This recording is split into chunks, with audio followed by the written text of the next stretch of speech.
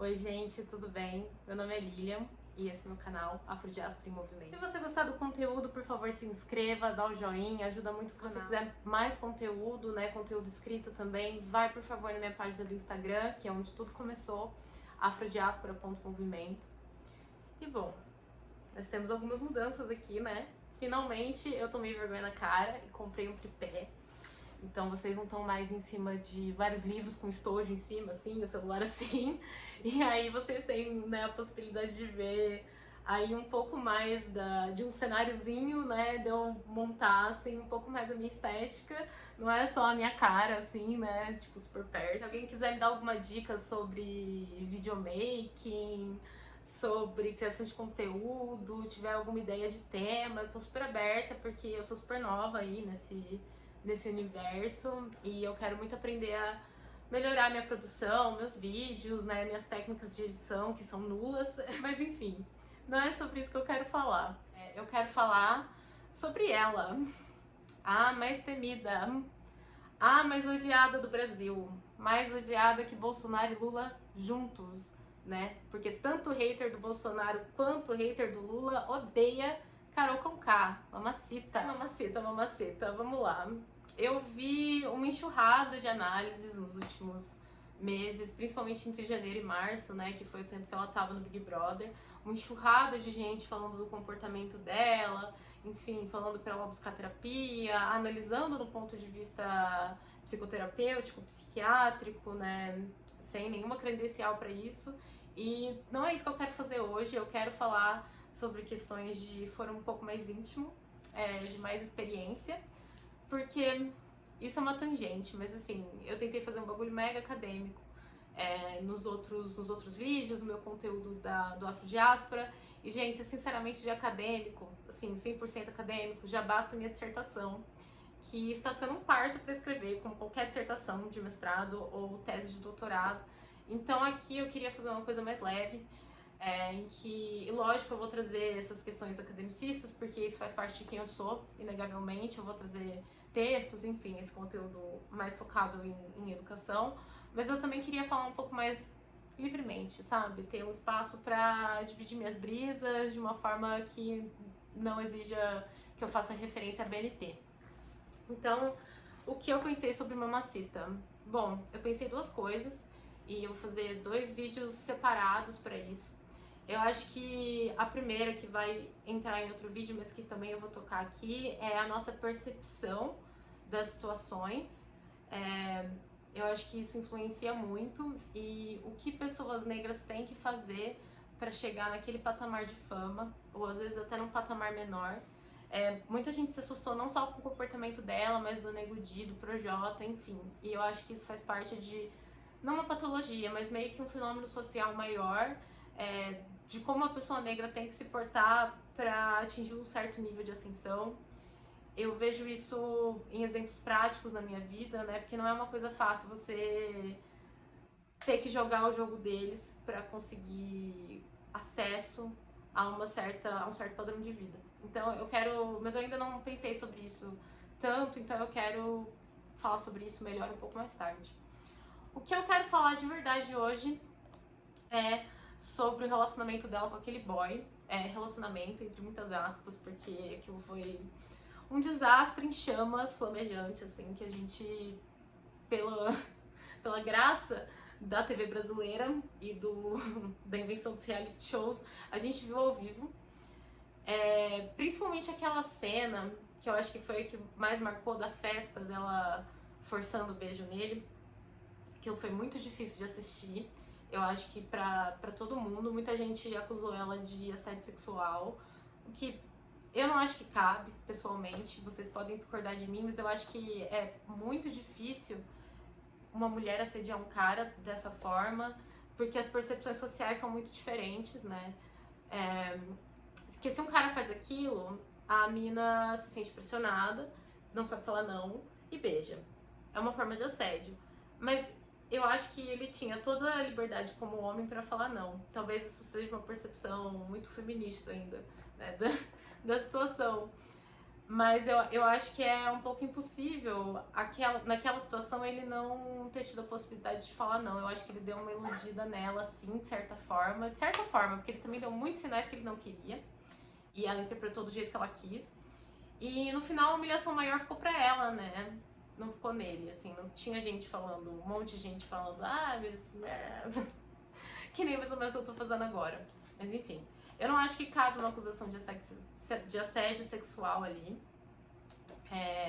Foi uma humilhação que ela se colocou. E é bem sobre isso que eu queria falar, porque de certa forma eu me identifiquei com aquilo.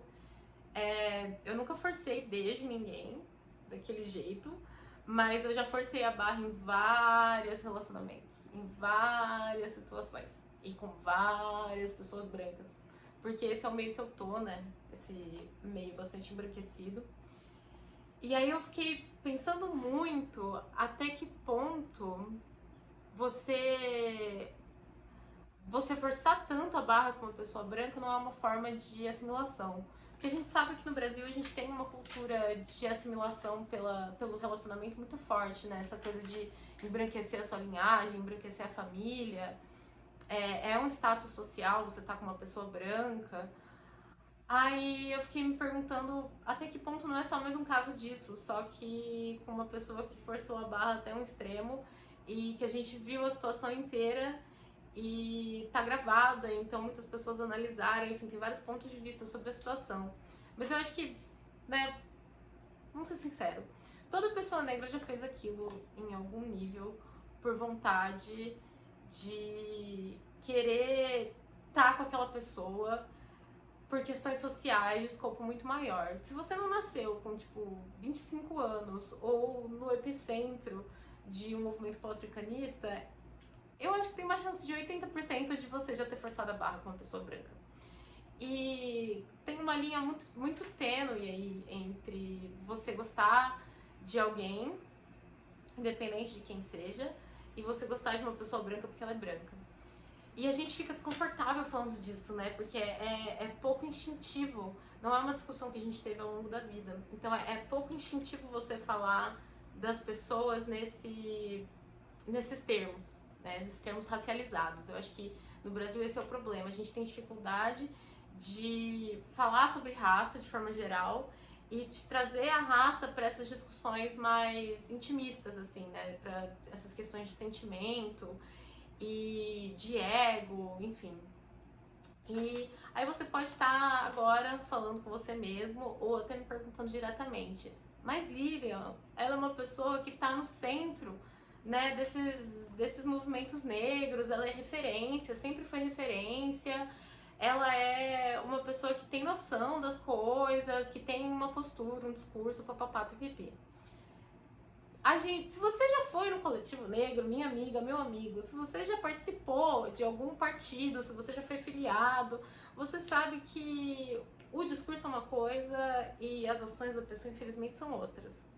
A gente tem esse idealismo de que as duas coisas deveriam estar perfeitamente alinhadas, porque se você sabe do discurso, você tem as atitudes. Mas não é assim que acontece. Eu acho que primeiro você domina o discurso, eu acho que isso é natural. Primeiro você domina o discurso, você fala, você repete várias vezes e depois você internaliza aquilo pra você, né? E eu acho que a Carol Conká, por um motivo ou por outro, seja por comodismo ou porque ela não olhou pros traumas dela de verdade, pras questões dela de verdade, ela não internalizou aquele discurso dela. Porque por fora ela é uma maceta. Por fora ela é a mulher forte, fodona, preta que se assume, né? Não sei o que, papapá, pipipi. Mas por dentro, ela provavelmente não entrou em contato ainda com a Carol de 10, 12, 15 anos, que tava lá em Curitiba e só queria ser aceita no meio branco que ela tava. E assim, isso é um machismo da minha parte, porque eu não conheço ela, não conheço a história pessoal de vida dela. Pode ser que eu esteja falando besteira. Mas essa é a minha percepção de fora, assim, e também um pouco da minha projeção, porque eu entendo esse movimento muito. Eu acho que demorou muito tempo pra eu começar a me sentir confortável com quem eu sou de verdade, sem esse desejo absurdo de assimilação. E acho que a assimilação pode vir por várias vias, assim, isso eu devo a coletivos pan-africanistas, enfim, que me colocaram muito para pensar sobre essa questão. Acho que a assimilação vem pela profissão que a gente escolhe, pelo desejo de ascensão social, pelas pessoas por quem a gente escolhe se cercar de forma geral e principalmente pela pessoa que a gente escolhe dividir nossa vida, né? Nesse ideal eurocêntrico também de relacionamento romântico, né? Que é aquela pessoa que a gente escolhe para dividir as contas, a vida, os filhos, enfim. Vem muito disso, porque se a gente for parar para pensar, o relacionamento, né, nessa cultura que a gente vive, ele é muito simbólico, porque minha mãe falou isso pra mim outro dia, é verdade. A pessoa com quem você tá, com quem você escolhe estar, é mais ou menos como você quer que a sua vida seja.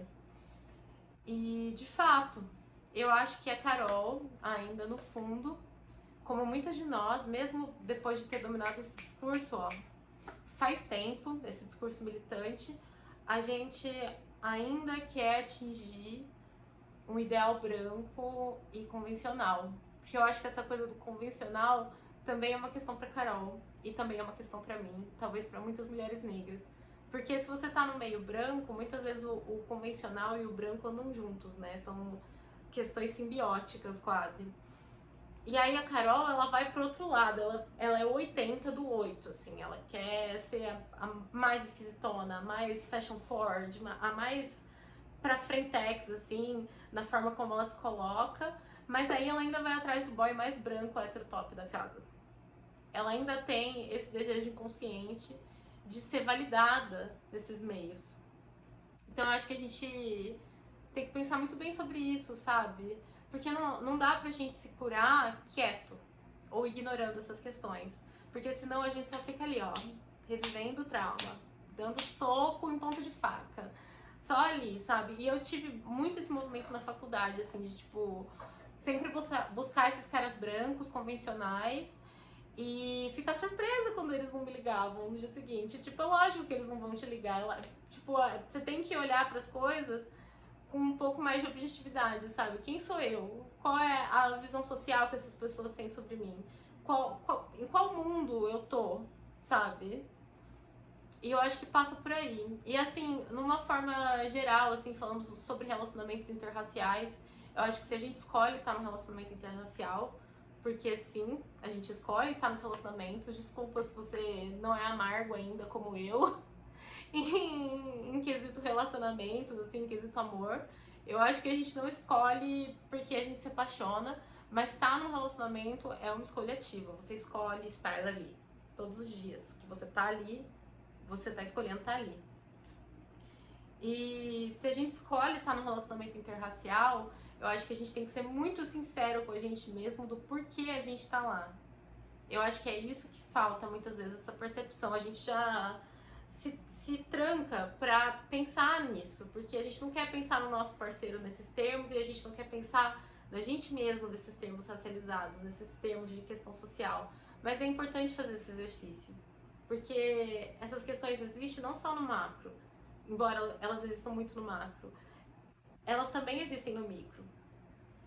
E a gente precisa estar em contato com isso constantemente, né? Trazer isso pro nosso parceiro ou pra nossa parceira, porque tem gente que dá uma exagerada, assim, porque também eu acho que muitas vezes na militância é 880. Ou você tá aqui totalmente alienado, ou você tá ali totalmente contra, sabe? Você se relacionar com uma pessoa que seja diferente de você culturalmente. Aí você dá todo esse significado, né? Não que não tenha esse significado de assimilação, mas eu não acho que todo relacionamento interracial passa por aí. Eu acho que se você é sincero com você, se você constrói uma base de autoestima forte, se você consegue conversar sobre isso com seu parceiro, eu acho que tem boas chances de você conseguir se relacionar de uma forma saudável com uma pessoa branca.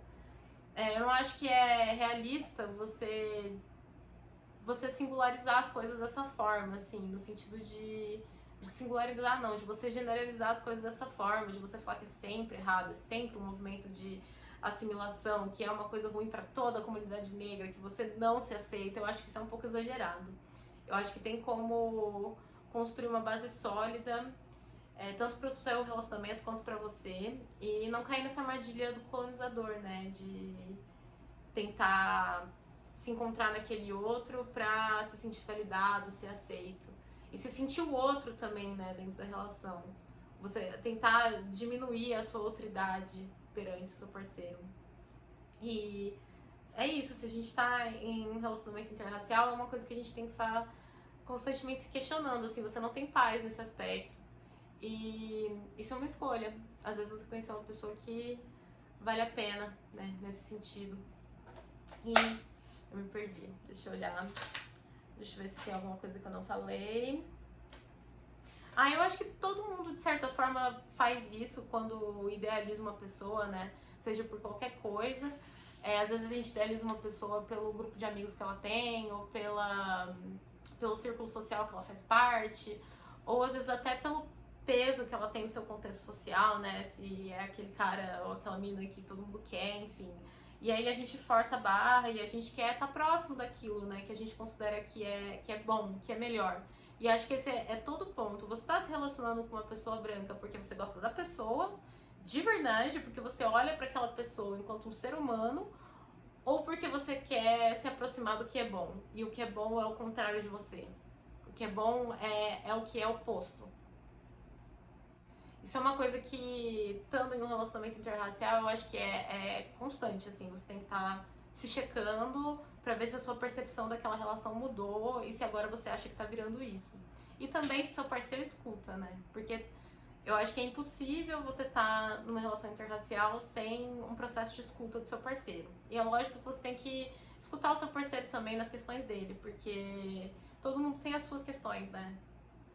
Assim, sejam elas sociais ou íntimas, todo mundo tem as suas. E eu acho que esse diálogo é muito difícil, muito difícil, mas é fundamental. E se você vive num meio branco, como eu vivo na universidade, estudando em escola particular a vida inteira, você sabe que a rejeição é uma coisa muito forte, né? E eu já falei um pouco sobre isso, mas só reforçando, eu acho que a Carol, ela foi atrás dessa rejeição porque é isso que ela conhece. E a gente tem um registro, né, das coisas que a gente está acostumado, da forma como a gente está acostumado a ser tratado, né, da nossa percepção do mundo. E eu passei por isso recentemente, que às vezes você tá tão acostumado com o não que você não consegue acreditar que você tá tendo sim. E aí você se coloca em uma situação de rejeição. E eu vejo muito esse movimento nela, muito mesmo. Eu acho que ela se colocou consciente, levemente, não muito, ou totalmente inconscientemente. Eu acho que ela se colocou naquela situação porque ela estava buscando a rejeição, né? Porque é isso que ela conhece. É isso que ela conhece.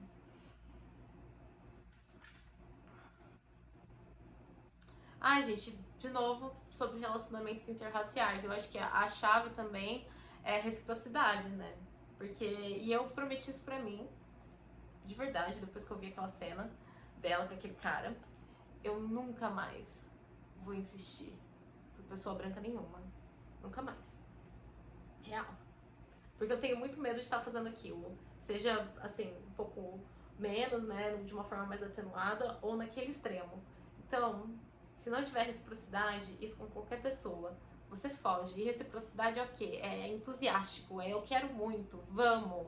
Não é tipo, agora não sei o quê. Não. E principalmente se for com uma pessoa branca, eu diria que não vale a pena. Que é mais humilhante ainda. E aí, de novo, você tem que checar com você por que você tá fazendo aquilo. Por que você tá correndo atrás daquela rejeição.